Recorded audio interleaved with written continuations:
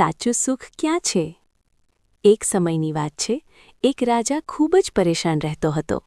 તેની પાસે બધું જ હતું, ધન, દોલત, મોટું રાજ્ય અને સુંદર મહેલ.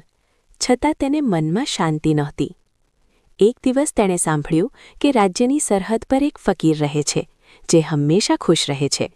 રાજા તેની પાસે ગયો અને પૂછ્યું, મહારાજ, મારી પાસે બધું જ છે, છતાં હું ખુશ નથી. તમારું સુખ શેમાં છે? ફકીરે હસીને એક પથ્થર તરફ ઇશારો કર્યો અને કહ્યું, આ પથ્થર ઉચકીને મારી સાથે થોડે દૂર ચાલો. રાજાએ પથ્થર ઉચક્યો અને ચાલવા લાગ્યો. 5 મિનિટ પછી રાજાને પથ્થર થોડો ભારે લાગવા માંડ્યો. 15 મિનિટ પછી રાજાનો હાથ દુખવા લાગ્યો. અડધા કલાક પછી રાજાની ધીરજ ખૂટી ગઈ અને તેણે કહ્યું, હવે આ પથ્થર મારાથી વધારે નહીં ઉચકાય, મારો હાથ ખૂબ દુખે છે. ત્યારે ફકીરે શાંતિથી કહ્યું, બસ આ જ તમારા દુઃખનું કારણ છે. પથ્થરને નીચે